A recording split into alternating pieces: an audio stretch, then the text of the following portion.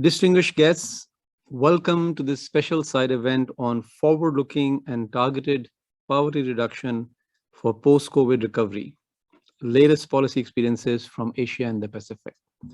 We heard few ministers speak in the opening session of the committee, emphasize the importance of continuing to reduce poverty further, and hence this particular side event is extremely important as we will learn from countries' experiences how they have been dealing with the issue of poverty.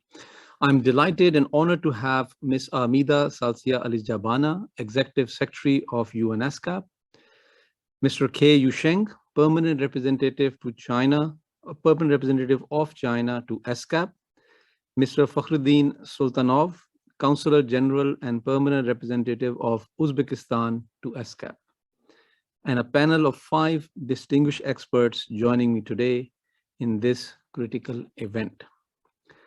This side event is jointly organized by ESCAP, the Government of China, and the Government of Uzbekistan. It is part of a lasting collaboration between ESCAP and the Government of China in promoting research and knowledge sharing on poverty reduction policies in Asia and the Pacific. It is also an important event that would complement and inform the deliberations at the ESCAP Committee on Macroeconomic Policy, Poverty Reduction and Financing for Development, which is being organized for the 3 days starting today, 20th October, and will be concluded on 22nd October. So without further ado, I am pleased to invite Ms. Armida Salcia Alizjabana, Executive Secretary of ESCAP, to give her opening remarks for this side event. Ibu Armida, the floor is yours. Thank you very much, Hamza. Mr. K. Yusheng, Permanent Representative China to ESCAP, Mr. Fakhruddin Sultanov, Consul General, as well as Permanent Representative Uzbekistan to ESCAP, distinguished panelists, participants, ladies and gentlemen. The Asia-Pacific region has achieved remarkable success in reducing poverty in the past 3 decades, lifting more than 1.1 billion people out of extreme poverty and reducing the overall poverty rates to less than 1/10 of the level in 1990. Although the region is largely on track to achieve Sustainable Development Goal 1 in eradicating poverty, this mission is still far from being accomplished. As of 2017, more than 200 million people, or equivalent to 5.2% of the region's population, were still living with less than $1.9 a day. Since then, much of the reduction in extreme poverty has been wiped out by the COVID-19 pandemic, which by ESCAP's estimation, pushed an additional 89 million people back into extreme poverty. The main reason behind the pandemic's devastating blow was that millions of people were trapped just above the extreme poverty line and were vulnerable to social economic shocks. If a higher poverty threshold, say $3.2 per person per day, is considered, the region-wide poverty headcount would expand by 8-fold or 8 times. However, the greatest challenge to reducing poverty in Asia and Pacific going forward is the need to shift our thinking. First, surges in economic inequality accompanied by structural transformation and economic development in a number of large developing countries in our region, significantly eroding the poverty reduction effect of economic growth.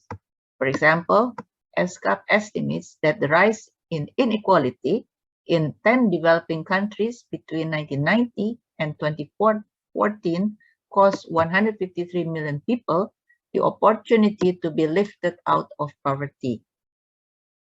Second, the disruptive economic transition towards automation and digitalization, accelerated by COVID-19, will likely result in weaker cost advantages of labor-intensive production and depress further wages. The service sector is also under continuing pressure from the pandemic and its after effects. Betting on 1 or 2 traditional labor-intensive sectors, such as manufacturing and tourism sectors, for poverty reduction could increasingly become a risky strategy in the fast-changing post-pandemic world.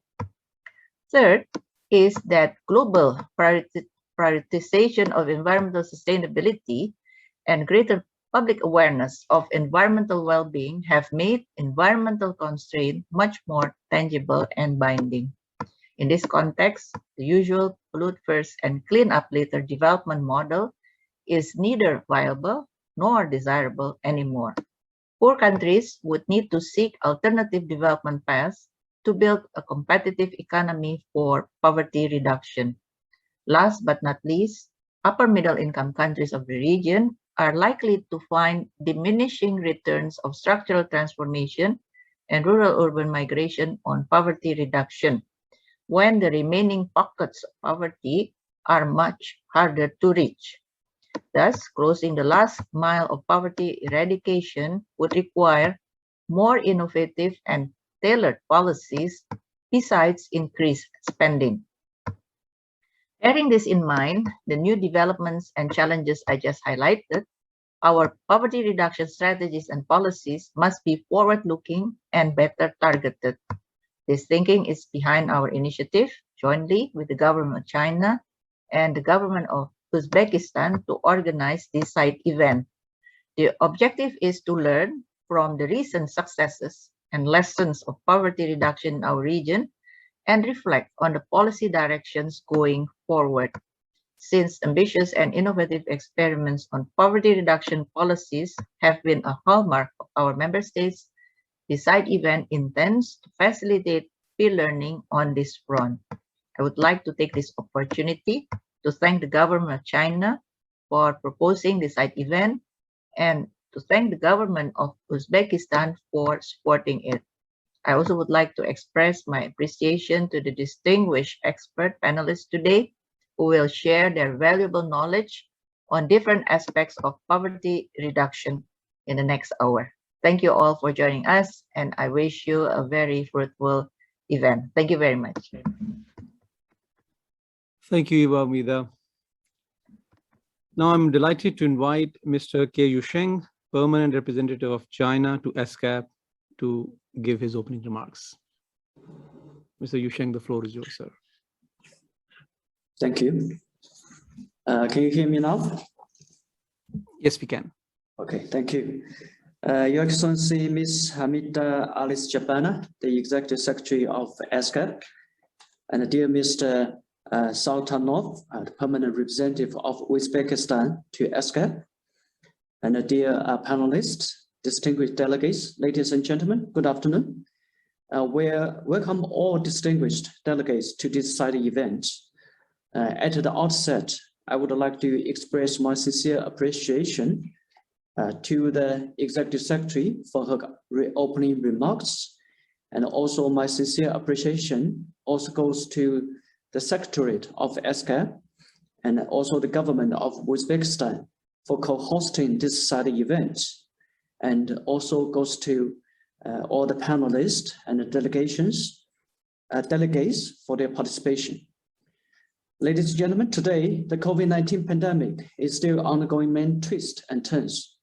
The global economic recovery has been uneven.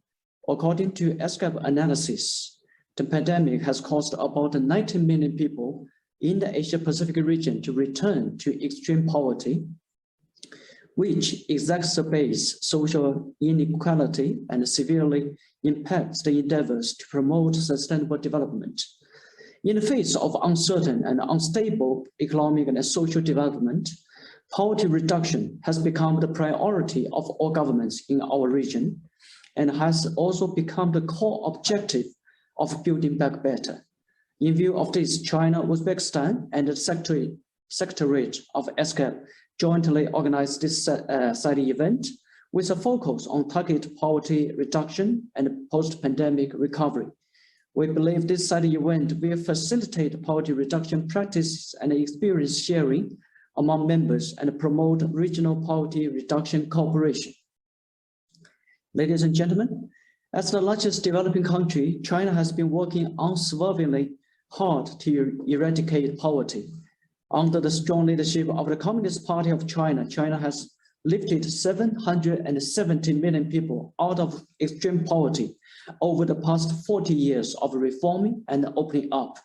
which contributes to more than 70% of the global poverty reduction during this period. In particular, in the past 8 years, China has made poverty reduction a top priority in our national governance. Nearly 100 million rural residents who fell below the current poverty line have now been lifted out of poverty, which secures a complete victory in the fight against poverty in China. Building on this achievement, China has completed the arduous task of eradicating absolute poverty and achieved the poverty reduction target of the UN's 2030 Agenda for Sustainable Development 10 years ahead of schedule, which constitutes a miracle in the history of human society development.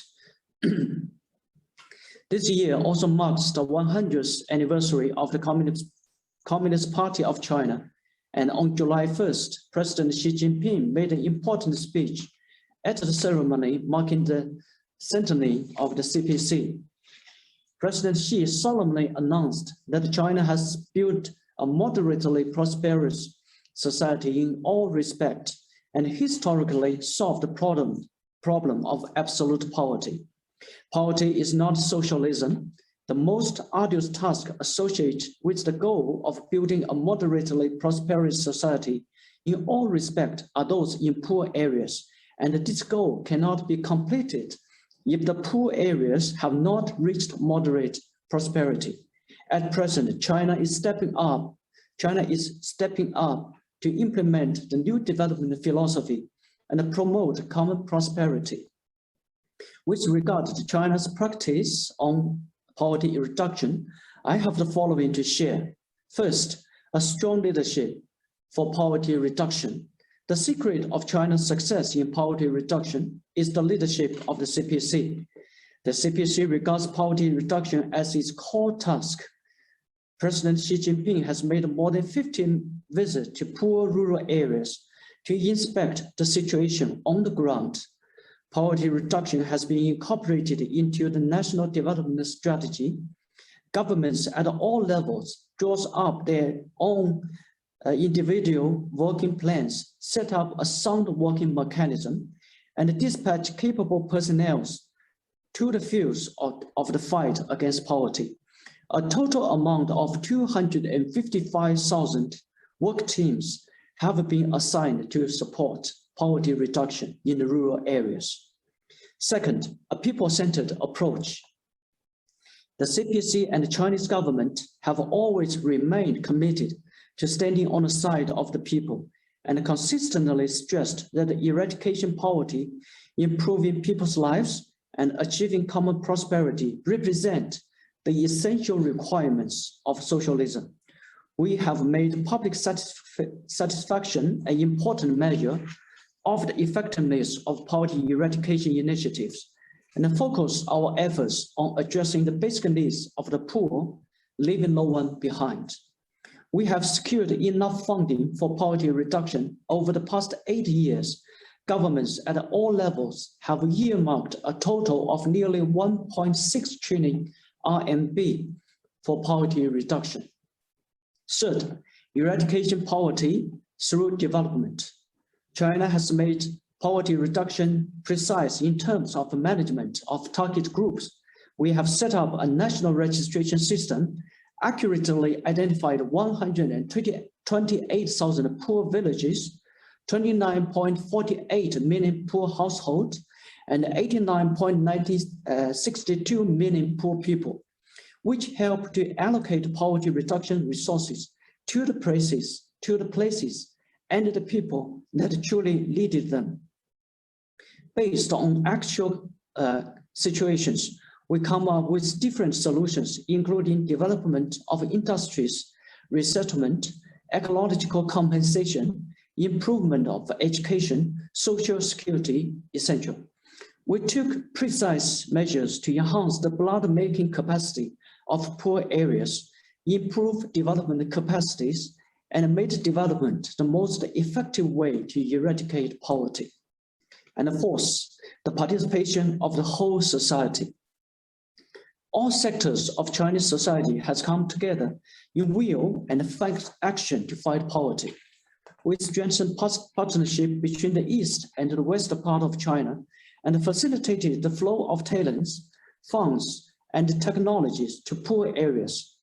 We encourage all social sectors to leverage their own strengths to help fight poverty, including through business, technology, education, culture, health programs, and consumption. With the participation of private sectors, social organizations, and individual citizens, we have created a structure of collective efforts to fight poverty, namely designated funds, industrial support, and social program. Ladies and gentlemen, fighting the pandemic and the push for economic recovery are the most urgent tasks of our region. China has always stood in solidarity with the international community, including developing countries. We have been actively promoting South-South cooperation and have provided development aid to more than 160 developing countries. We are honoring our solemn commitment to make vaccines a global public good and have provided more than 1.4 billion doses of vaccines to over 100 countries and international organizations, including the UN. China will provide a total of 2 billion doses of vaccines furthermore to the world by the end of this year. On top of the $100 million donation to COVAX, China will donate an additional 100 million doses of vaccines to fellow developing countries within this year. This is China's important contribution to global vaccination and recovery. Facing the severe challenges posed by the pandemic on global poverty reduction and sustainable development, President Xi Jinping solemnly proposed the Global Development Initiative at the general debate of the 76th session of the United Nations General Assembly on 21st September. He called on the international community to accelerate implementation of the 2030 Agenda for Sustainable Development for a more robust, greener, and more balanced global development, and foster a global community of development with a shared future. China stands ready to work with all parties in the Asia-Pacific region to advance the global development initiative for building back better. We need to take development as a priority and foster global development partnerships that are more equal and balanced. Committed to a people-centered approach, we should safeguard and improve people's livelihood, protect and promote human rights, and achieve well-rounded development of the people. We need to make benefits for all, address unbalanced and inadequate development among and within countries with innovation-driven development and new growth drivers in the post-COVID era. Harmony between man and nature should be built to improve global environment governance and actively respond to climate change. With results-oriented actions and increasing input in development, we can work together in joint efforts to achieve poverty reduction for the Asia-Pacific community with a shared future. At last, I wish our side event a success. I thank you all. Thank you, Mr. K, for sharing these very insightful observations. Indeed, there are many lessons for developing countries in a region to take from and learn from Chinese experiences in this issue. I'm now delighted to invite Mr. Fakhruddin Sultanov, Counselor General and Permanent Representative of Uzbekistan to ESCAP, to give his opening remarks. Mr. Sultanov, the floor is yours, sir. Hello, good afternoon. Distinguished participants, esteemed Executive Secretary Ms. Armida Salcia Alizjabana. First of all, let me express my gratitude to ESCAP and the Permanent Mission of the People's Republic of China for the joint organization of this event. I want to note that the President of the Republic of Uzbekistan, during the 75th session of the United Nations General Assembly, noted that the problems of poverty and destitution have sharply worsened during the pandemic. Consequently, an initiative was put forward to define the problem of poverty eradication and alleviation as one of the main themes of the 76th session of the United Nations General Assembly. This initiative reflects the high relevance of poverty reduction that persists globally. Today, Uzbekistan is pursuing a policy aimed at the ensuring macroeconomic stability, positive economic growth, and increasing human capital in order to protect the population in a post-pandemic.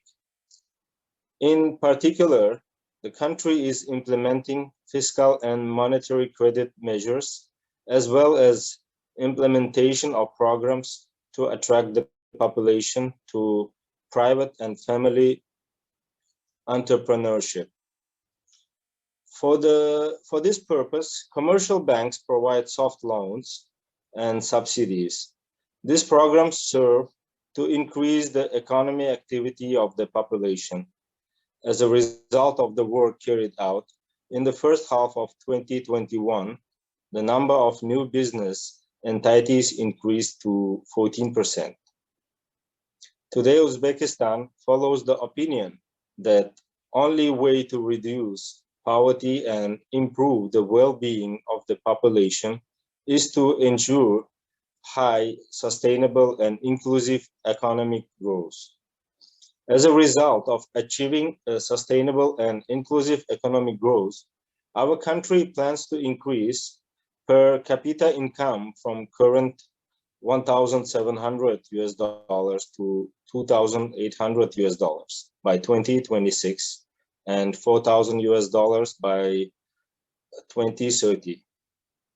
As a result, Uzbekistan will become one of the leading middle-income countries according to the World Bank, which in turn will create the basis of poverty reduction and sustainable development. Also, in order to determine further measures reduce poverty in the long term, the country will soon approve the poverty reduction strategy, 2030, which is based on international experience. The main principle of this document is a poverty reduction through the development of economic sectors and motivating the people below the poverty line.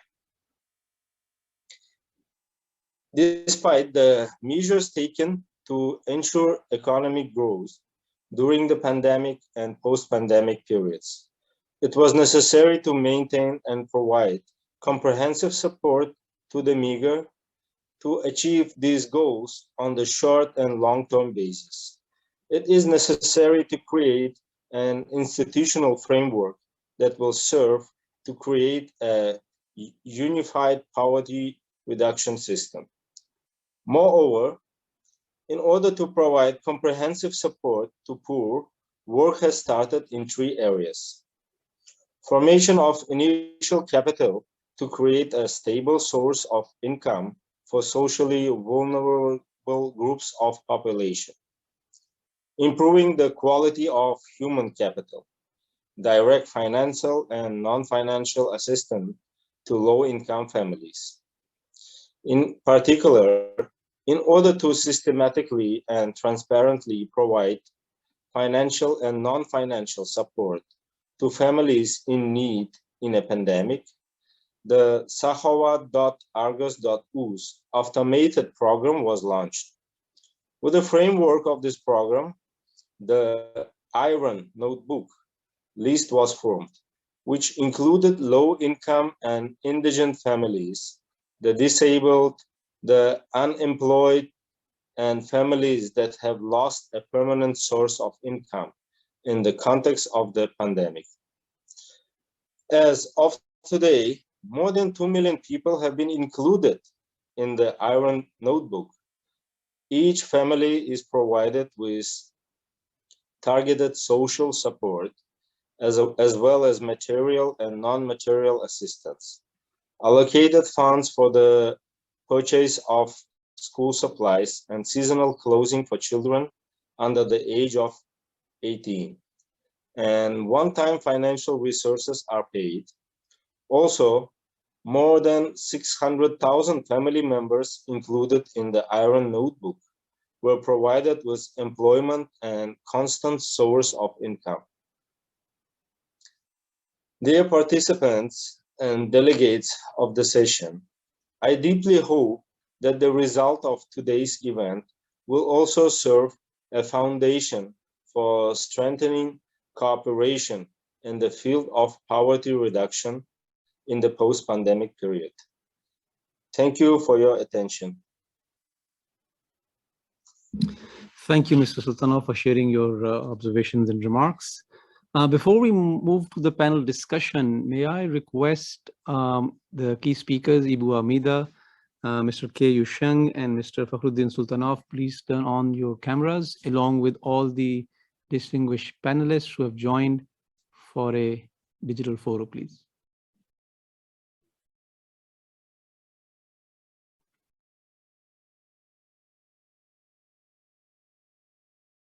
Please let us know when it's taken, it's done. Yeah, I think it's all right. Okay, I've thank you. taken the picture. Thank you. Thank you. Let's move to the panel discussion now. So as we learned from the opening remarks, it has really set the stage for the forthcoming discussion on poverty issues. It has raised a lot of, I would say, thought-provoking issues and questions, which I'm sure our expert panelists will address. We are extremely delighted to have 5 very knowledgeable and distinguished experts on our panel today, who will share valuable policy lessons in their respective countries or regions and provide with insights on the issue of poverty in Asia and the Pacific going forward. Due to time constraint, I kindly request each speaker to limit his or her intervention around 5 minutes. Our first speaker is actually our own colleague, Ms. Shweta Saxena. Ms. Shweta Saxena is Chief of the Macroeconomic Policy and Analysis Section of ESCAP, member of my own team. She has over 20 years of experience as an international macroeconomics and development specialist. In her current role, she is leading and responsible for the production of the Economic and Social Survey of Asia and the Pacific, which is, as you know, is ESCAP's flagship publication. Ms. Saxena, ESCAP published an extensive report on inequality and leaving no one behind in 2018. And now your team is working on a new flagship report, the forthcoming Economic and Social Survey of Asia and the Pacific, that will be finalized or published in March 2022. As we know, this issue will focus on the inclusive development aspects. What can you tell us about the overview of poverty and inclusive development in Asia and the Pacific from your research? The floor is yours, Shweta. Thank you. Thank you, Mr. Malik, for this question, which is very exciting and very essential in understanding how to achieve Sustainable Development Goal 1 on eliminating poverty. So what's the status of inclusive development in Asia and the Pacific? Well, Asia and Pacific has made tremendous progress in reducing poverty thanks to its high economic growth. It accounts for almost the entire poverty reduction in the world in the past 3 decades, not the green and the mustard areas from the bottom. It lifted more than 1.1 billion people out of extreme poverty and has brought down the overall poverty incidence to less than 1/10 of its 1990 level. The most dramatic poverty reduction happened in East Asia, driven by the economic takeoff of China and ASEAN. Poverty incidence dropped from 60% in 1990 to about 3% in 2015. South Asia also achieved a remarkable success, especially since mid-2000s, bringing its poverty incidence from around 45% in 1990 to less than 15% in 2015. Overall, the poverty headcount stood at about 200 million in 2017, roughly 5% of the region's total population. It is estimated that without COVID, this number would have further halved to about 100 million or 2.6% of region's population. in 2020. Despite all this progress, working poverty remains a persistent issue for the region. Even when people are employed, about 40% of them remain vulnerable to a shock as they are below the $5 per person per day threshold. While much progress has been made, there is room for a lot of improvement. First, despite all the progress, Asian Pacific is still home to about a quarter of the world's population living in extreme poverty. Notice the blue and the pink lines together here. Second, efforts at poverty reduction in Asia and the Pacific pale when looked at higher poverty thresholds. About some 800 to 900 million people in the region still live below $3.20 per day poverty line and are threatened by serious economic insecurity. It represents about half of the world's total. Using the $5.50 per day threshold, Asia Pacific's share in the global poverty headcount would increase further to about 60%, which is almost proportional to its population share in the world. So by this standard, the total number of poor people in poverty in the region would be about 1.8 billion. So the picture is gloomier. Next. The picture is gloomier when looked at through the multidimensional poverty lens. Although multidimensional poverty is closely linked to per capita income levels, it could still deviate from monetary poverty in different cases, depending on whether these people have access to health, education, what's the quality of their work. So taking this more holistic view, half of the global multidimensional poor in the world live in Asia Pacific region. As I said earlier, people who are brought just above the extreme poverty level are still vulnerable to shocks. COVID-19 highlighted the weakness of such low ambitions as the vulnerable groups and poor working class took the larger brunt of the pandemic. So COVID-19 impacted about 829 million workers, informal workers, doubling multidimensional poverty levels, affecting over 71 million children. This large non-economic shock wiped out much of the poverty reduction since 2017. Our own estimates suggest 89 million people could have been pushed into extreme poverty by the $1.90 per day threshold, and the figure would rise even further, as you see on the right-hand side. More than 80% of this poverty increase in South Asia is in South Asia, erasing years of gains. So once we know where we are, it's easier to know what to do next. So in general, the region is on track to eradicate extreme poverty, which is goal number 1, according to the $1.9 per day threshold as a standard for the 2030 agenda. However, accelerating progress on other fronts of SDG 1 would be needed. Now, this goal, it goes hand in hand with goal 2 on zero hunger, because hunger is a consequence of extreme poverty and is also a cause of future productivity loss and poverty. Next slide, please. Some 486 million people remain malnourished in the Asia Pacific region, and half of the world's poor malnourished children live in this region. So thus the two goals should be eliminated simultaneously. Now, we have estimated that the developing Asia Pacific region needs an additional $1.5 trillion per year to achieve the 2030 agenda. About a quarter of this investment, so about $372 billion is needed in order to eliminate both poverty and hunger. So to do so, we need investments in 4 areas: targeted cash transfers to eliminate poverty, social protection floors for all ages, nutrition-specific interventions, and also investments to double agricultural productivity and small farmers' incomes. Now, while these investments amount to about 1.2% to 5% of GDP on average for the Asia Pacific region, the investment needs could be as high as about 8% for least developed countries. Notice that the largest investment is in ensuring social protection floors. And the fact that these investment needs are large resonates well with policymakers. So in a questionnaire we sent around in 2019, 60% of the respondents identified ending poverty, and a third identified ending hunger as financially challenging. Last bit. So the rest of the panelists will go into the policies that would help in eliminating poverty. Among them would include better targeting of public spending and investment, mobilizing additional resources to invest in these goals, and seeking synergies between economic and sustainable development and poverty reduction, ensuring benefits of such development reach far and wide. I end here and look forward to the discussion. Thank you, Hamza. Well, thank you, Shweta, for reminding us that the issue of reducing poverty remains an unfinished agenda in the region. As we learned, the region has made tremendous progress in reducing poverty levels for sure, led by China, as we heard in the morning, earlier from Mr. K's remarks, but it remains an unfinished agenda, and a series of policy interventions are still needed, which requires financial resources as well. So let me now turn to our next speaker, Professor Vijay Naidu. Professor Naidu is actually a professor and former director of development studies at the University of the South Pacific. His research covers a broad range of economic and development issues, such as economic growth, poverty reduction, aid, education, ethnicity, and racism and migration related issues. Professor Naidu, the Pacific small island developing states are confronted with very unique development challenges in their efforts to create prosperity for all. Their remoteness significantly increases cost of trade and connectivity with the rest of the world.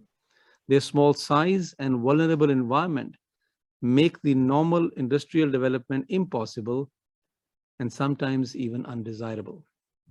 Natural disasters also visit the islands frequently, causing immense damages and disruptions, and the Pacific small island developing states are also among the worst hit by the COVID-19 pandemic. So what policy options have been or can be explored by the Pacific small island developing states to overcome these challenges? And beyond domestic policies, what else would be needed for an effective pursuit of Sustainable Development Goal 1, eradicating poverty in this sub-region? Professor Naidu, floor is yours, sir. Thank you very much, Hamza. Let me begin by saying that Pacific Island developing states vary a great deal in terms of the resource endowment and potential. On the one hand, you have Tuvalu, which has a population of 12,000 people living on 25 square kilometers of land, and hardly any topsoil, very limited resources. And on the other hand, you have Papua New Guinea, which is bigger than New Zealand, and a population almost double the size of New Zealand, with many varieties of resources and ecosystems. So huge differences amongst these states. Secondly, all these countries have been affected by COVID-19, especially those that have been dependent on tourism. The closing of borders and so on have resulted in tourism industries basically being shut down almost completely. Before COVID-19, though, inequality and poverty were increasing in basically all the Pacific states. So if you look at the Gini coefficient, in many countries, these were higher than what you found in Southeast Asian countries. The only countries that survived the COVID-19 reasonably well were the Micronesian countries, Federated States of Micronesia, Palau, and the Republic of Marshall Islands, because they have been direct recipients of American COVID assistance, and the economies have been reasonably stable. Elsewhere, the impacts have been disastrous. However, there have been lessons learned about the nature of economy, these economies, and what Pacific Island countries have learned is the importance of diversification of the economies if they have the resource base. Food security and agricultural development is very important, and it is one dimension that will lift them out of poverty. Where tourism existed, it is now time to restart the industry, and hopefully the industry will grow and employment would increase. Agro-industrial development and processing of agricultural materials to add value is also very important in the region. For a very long time, the smallest island states of the 15 island states in the Pacific have been exporting people, because the value of labor when it's abroad is much higher than in the countries themselves. So the export of people and remittances have been critical in alleviating poverty and improving standards of living of Pacific Island countries. For me, the major thrust in terms of poverty alleviation strategies for the Pacific is to reduce informality. The most vulnerable people are in the informal sector: women, youth, disabled people, and the elderly. Most of the countries don't even have basic minimum wages, and most of them have no social protection floors. So these are areas that need addressing. We also need to ensure that we know who the poor are. So we need to have regular and updated data on the poor. And this can only be done by effective household income expenditure surveys. It's very important. And it is clear from Fiji's own recent household income expenditure survey that poverty levels have increased from around 30% to 50%. So we need to address this. Unlike most Pacific Island countries, we do have a database of the extremely poor who get family assistance allowance from government. During the COVID-19 period, workers who were unemployed were allowed to access the Provident Fund. This is a contributory social insurance policy, and that has helped alleviate their dire circumstances. And it was very important during the COVID period and looking forward that a partnership approach to poverty alleviation and poverty eradication is very, very important. Civil society organizations, faith-based organizations, and NGOs have partnered with governments or have on their own acted to deal with poverty situations in various parts of Fiji and other Pacific states. And this has helped keep people above the water. So I think the partnership approach is critical. Regular statistical information about who are the poor is important. And increasingly, it is important that Pacific states move away from informality, including in the area of social protection, reliance on kinship groups and families, to more and more formal social protection and government responsibility regarding poverty alleviation eradication. So I am in awe of the actions taken by China in terms of dealing with poverty, and they provide very important examples of what can be done. Thank you very much. Thank you, Professor Naidu, for taking us through a series of policy actions that can be taken by countries, and you're emphasizing that they should consider them as they move forward in their efforts to reduce poverty in the region or in the respective countries. Our next speaker is Mr. Liu Junwen. Mr. Liu is Director General of the International Poverty Reduction Center, IPRCC, in China. He has more than 20 years experience working on poverty reduction issues in China.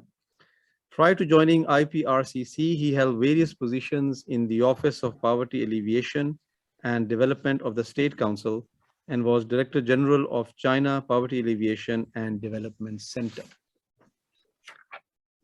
Mr. Liu, as you heard Mr. Key speak in the morning, he introduced the remarkable progress made by China in eradicating poverty in recent years and shared a lot of insights on China's commitment, strategies, and policies for this agenda.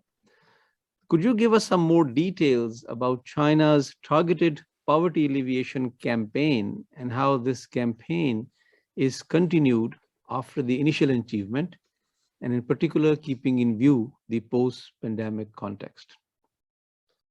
Mr. Liu, the floor is yours.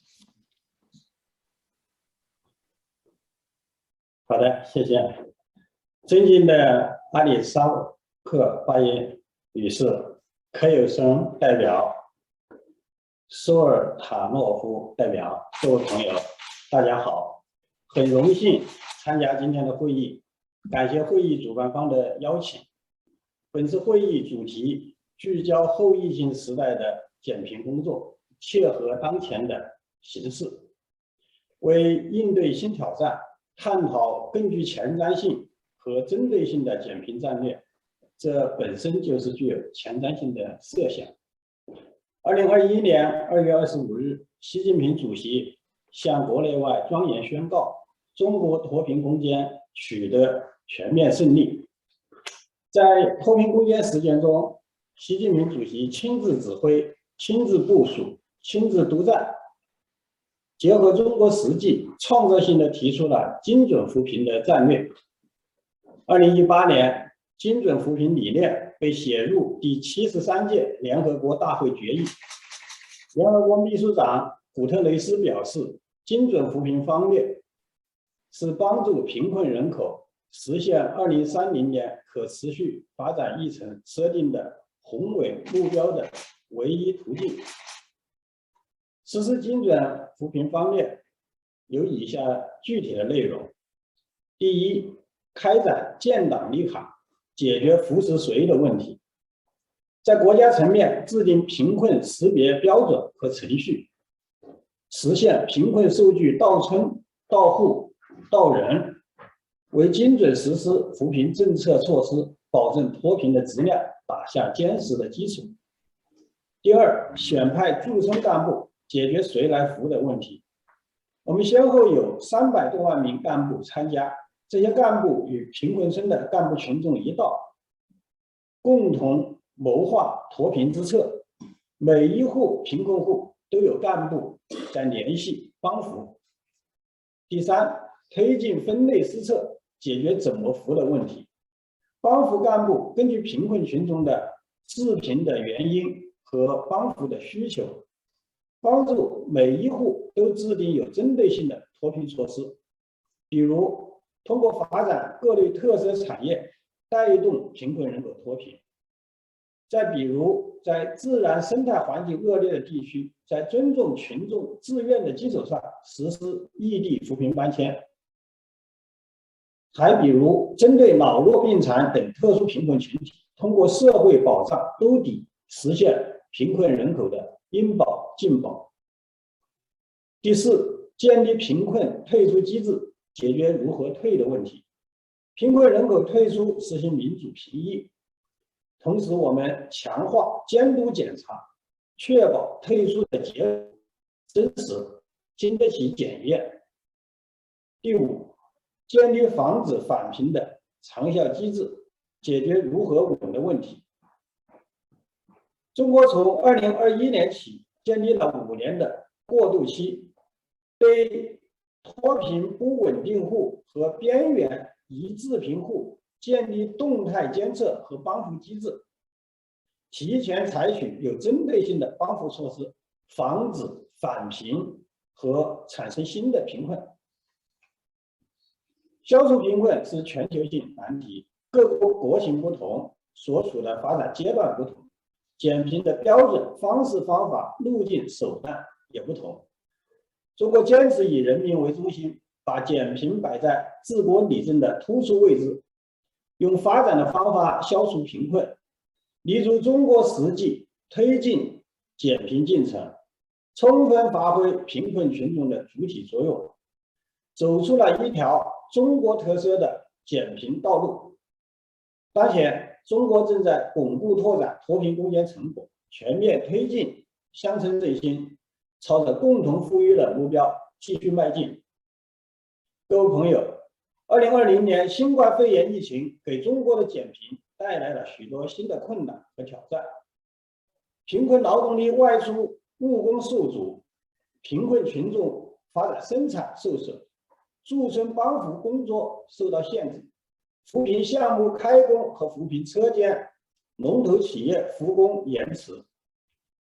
中国政府通过统筹疫情防控和经济社会发展，一边战疫，一边战贫。在率先实现经济恢复和正增长的同时，加大就业文化力度，强化贫困地区的劳务协作，开展消费扶贫等措施，有效地克服了疫情的影响。当前疫情仍在全球蔓延，为抗击疫情、消除贫困，各国应携手合作，共同努力。长期以来，中国国际扶贫中心与许多联合国机构在减贫与发展领域开展了广泛深入的交流合作，取得了积极成果。我们愿进一步深化合作，为推动实现联合国2030可持续发展议程，构建没有贫困、共同发展的人类命运共同体作出贡献。最后，祝本次会议圆满成功，谢谢大家。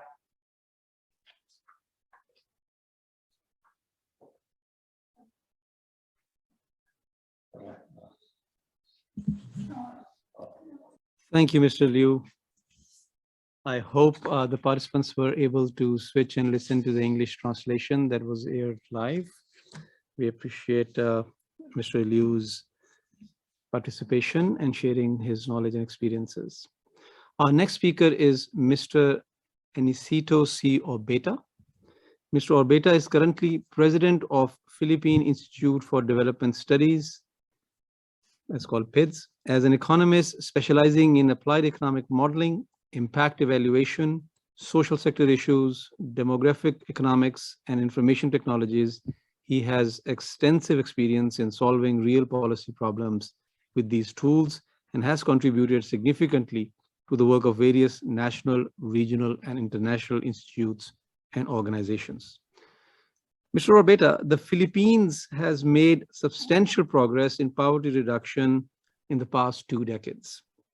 National poverty rate has dropped by more than 10 percentage points from close to 30% in early 2000s to about 16.7% in 2018, according to official statistics. And before the pandemic, the country seemed to be on track towards achieving the government's announced goal of reducing poverty rate to 14% by 2022 and eradicating extreme poverty by 2040.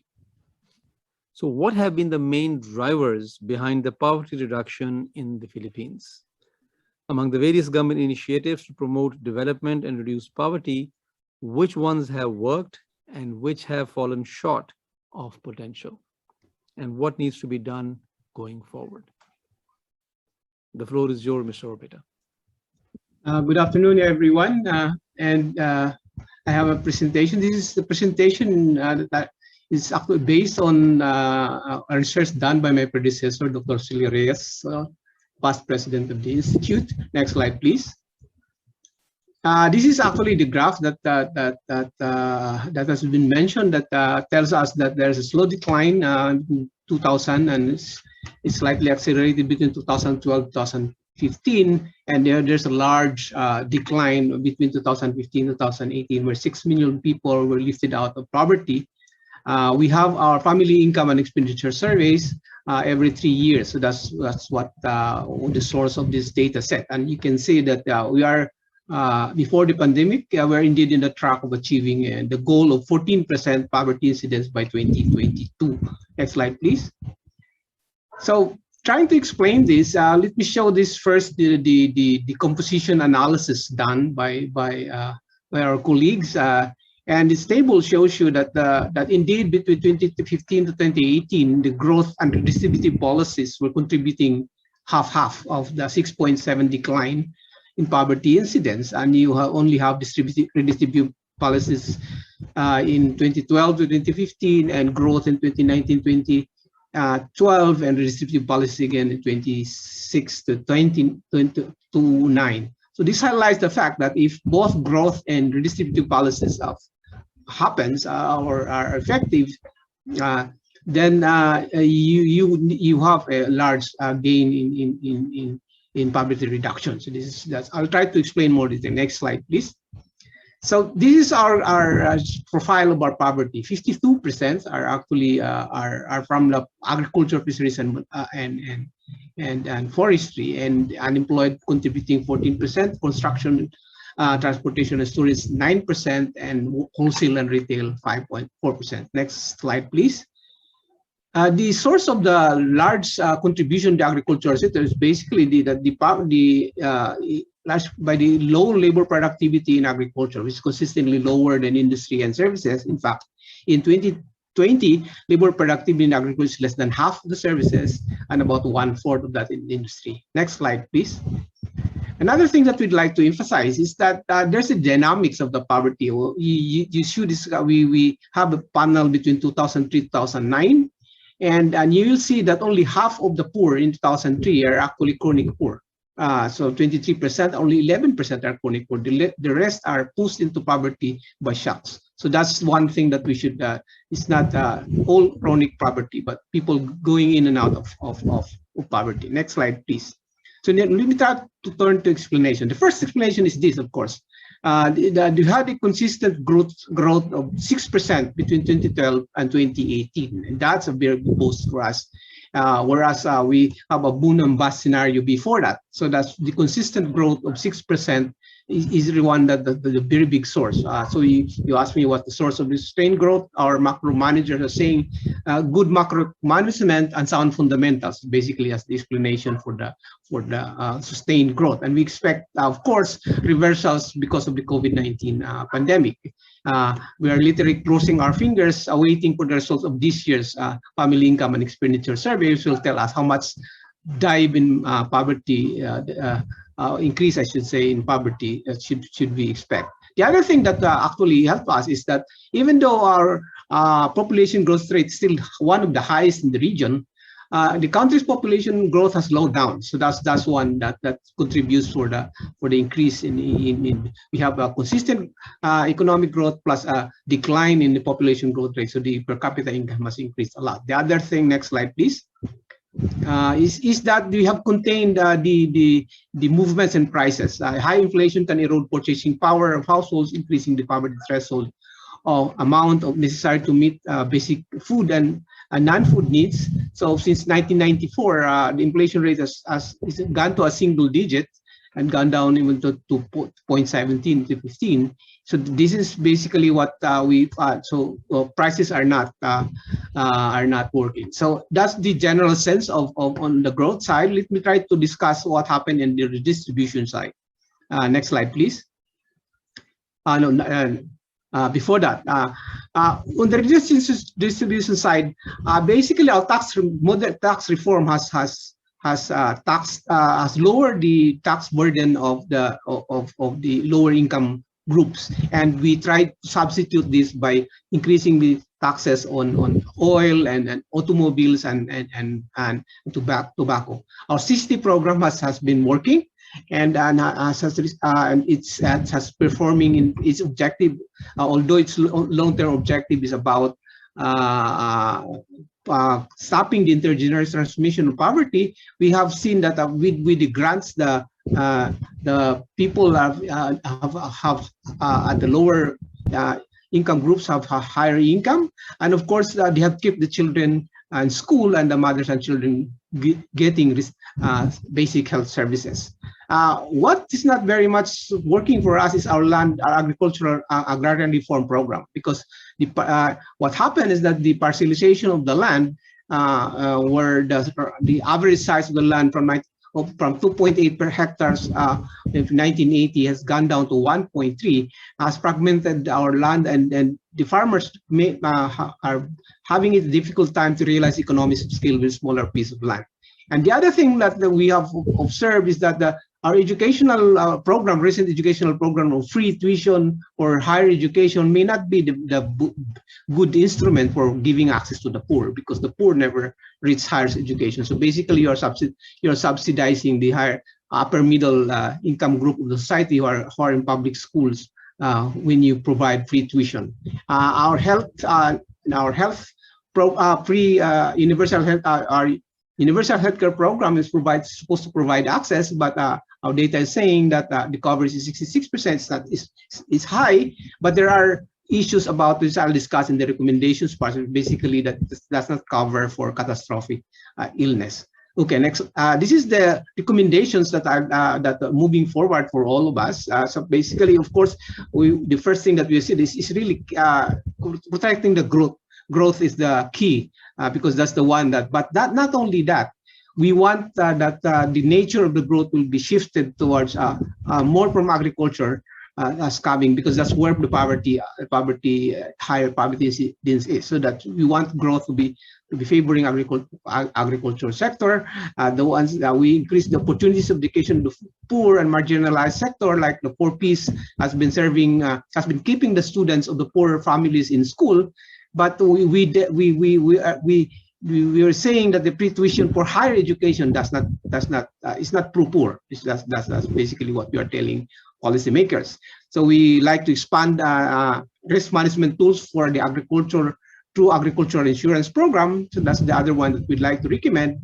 And the risk management tools to cope with catastrophic illness in field health. That's the other one that the field health discoveries is respectable, but it doesn't cover people who go into catastrophic illness, and that needs to be improved. The other thing that we would like to is improving the design of and targeting of the social protection programs. We want the government to be trying different ways of delivering aid. We know, for instance, that cash is good when the markets are working and there's no restrictions on movements. But if the market is not working because of physical barriers or movements are disrupted and mobility is constrained, and then maybe an in-kind transfer will one that will work. If you want also to lump sum rather than a tranches of payments will be better if you want to rebuild assets, for instance. So basically the government should be trying all of that. We should, I think this has been mentioned already, that we should have a good way of delineating between chronic and transient poverty, because the interventions for them are different.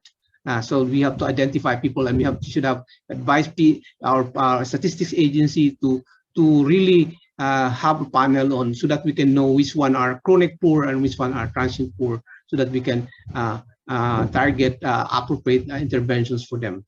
The other thing that's already mentioned, I think that my earlier speaker has mentioned, is the importance of our databases. We are now embarking into a national ID system, and the importance of the digital identifications has been revealed during the pandemic, wherein it was very easy to provide assistance to our CCT beneficiaries, where they are recorded and they have an electronic payment system sent for them. But it was very difficult to reach out for the other non-CCT beneficiaries, because they have to identify them, they have to register, and the transfer is very difficult. So that tells you the importance of an electronic system for identifying the poor and delivering the cash to assistance for them. Of course, all of this. Next slide, please. May I request you to please wrap up your remarks, please? And last slide, please. This is my last slide. So basically, we thought that all these programs are working, but we have to continue monitoring them to improve targeting and all of that, and improve. We are visited by disasters, so we should learn from those disasters, and the assessment of post-disaster assessment should be very important. And the last thing that I'd like to mention is that the providing free services may not be pro-poor, and that's what they are. And not sustainable for governments. That's what because our government has been going into providing free for everything that it's not sustainable. So I think that's my last remark. And thank you very much. Thank you, Mr. Orbeta. I really enjoyed your last bit, where you're sharing very specific list of forward-looking policies that countries can consider, should consider, as they want to reduce poverty. And you rightly pointed out, it's not just about growth. Actually, there's several other aspects that need to be paid attention to. Let me move on to our last speaker, Mr.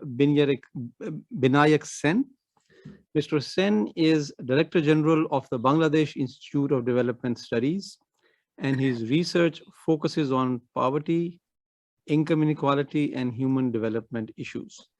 Mr. Sen has been involved in policy advising role on a number of national committees, most notably the Macroeconomic Consultative Committee to the Ministry of Finance, and was a member of the International Steering Committee of the South Asian Network of Economic Institutes.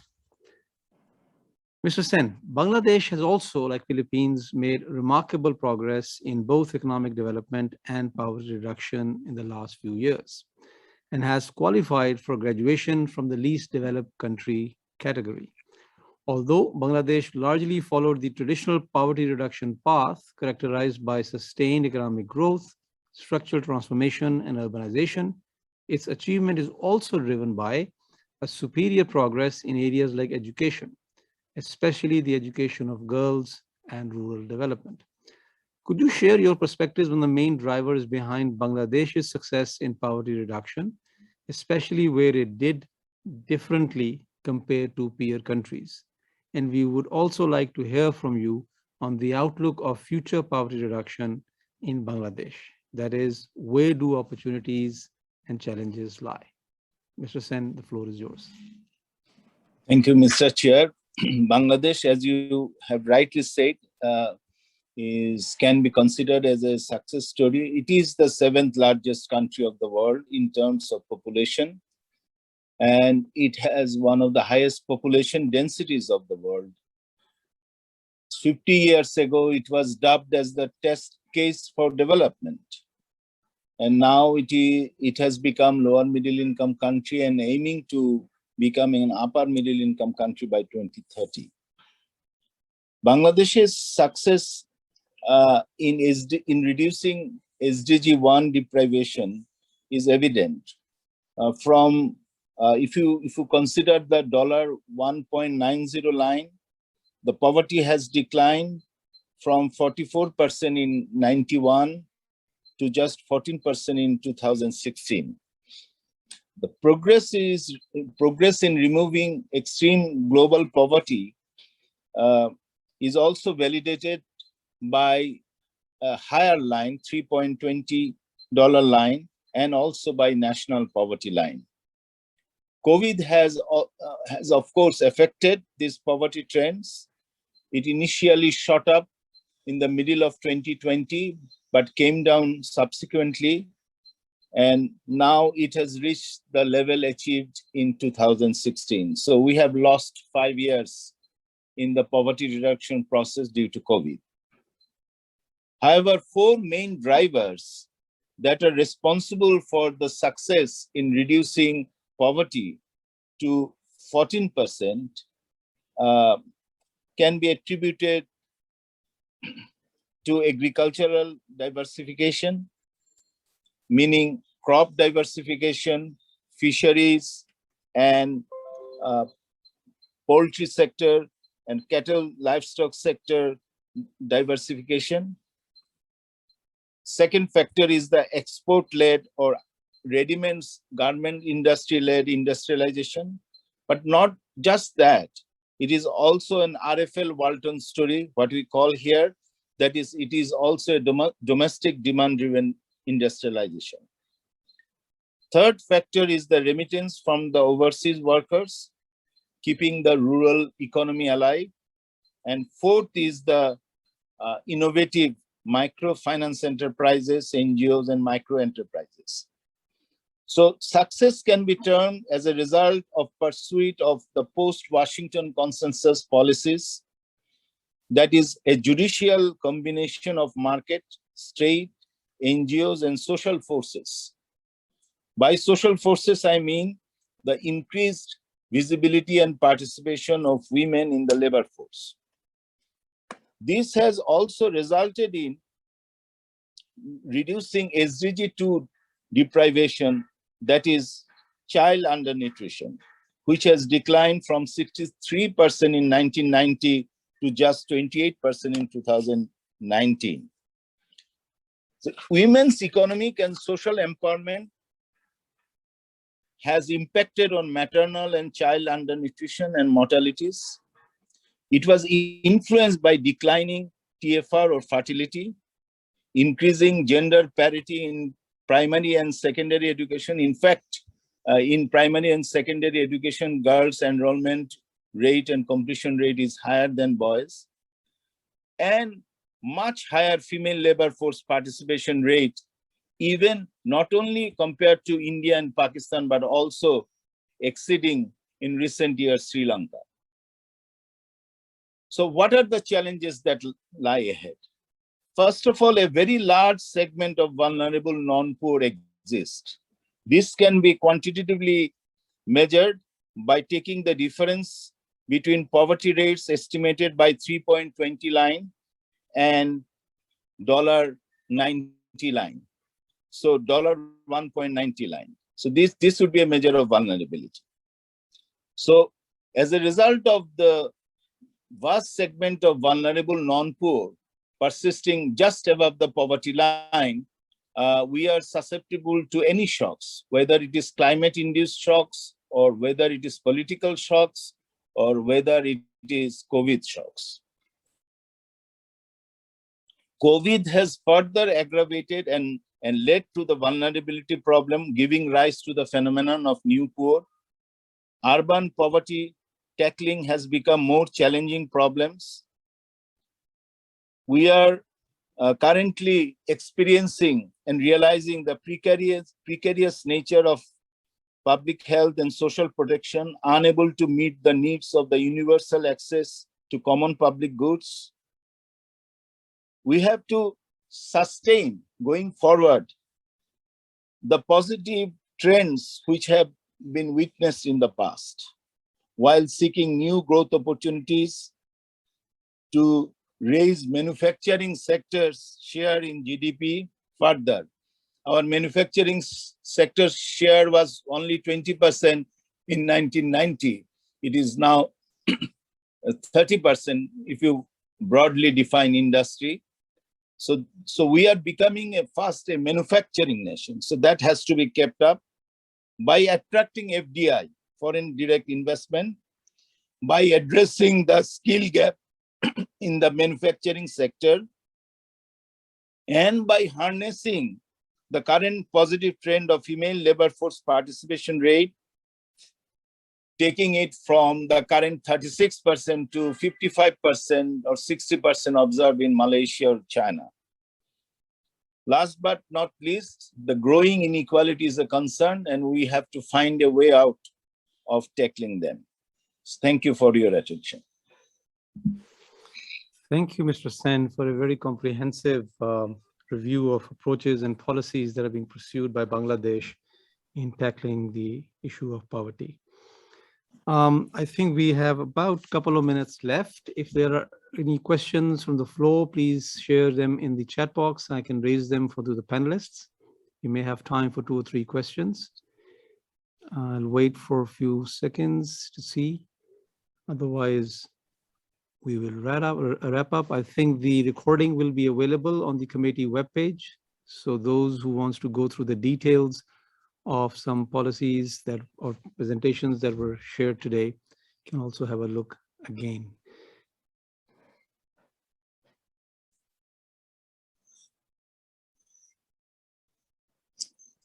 One thing I wanted to say, Dr. Malik, that in the post-COVID world, the maintaining the high growth rate that has been achieved by the country would be difficult, because in the last few years, as you know, Bangladesh has been accelerating its growth rate from 5.5 to 6 to 7, even 8%, 2018-19.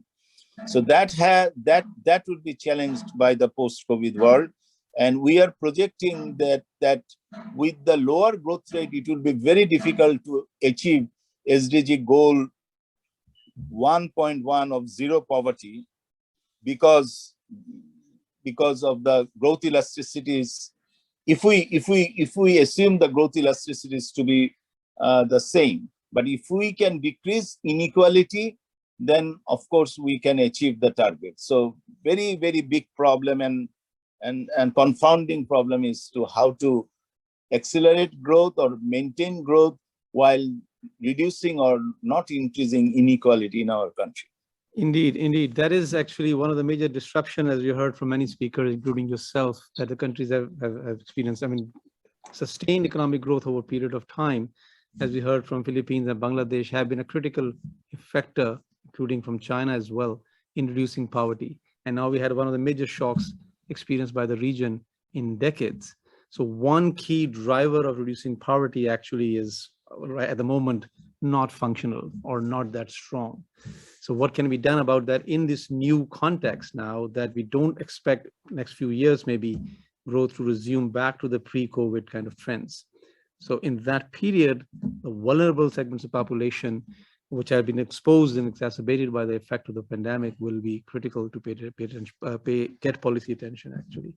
And we most likely, and I agree with you, most likely are going to see increases in inequalities for sure. And that's going to exacerbate the challenges.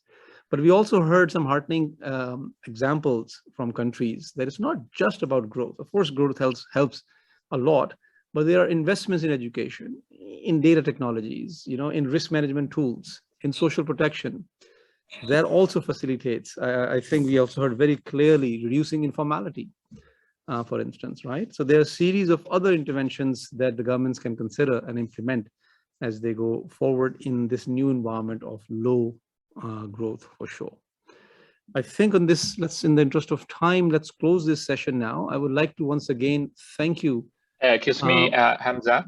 Sorry. Yes. We do have 2 questions in the chat channel. Oh, okay.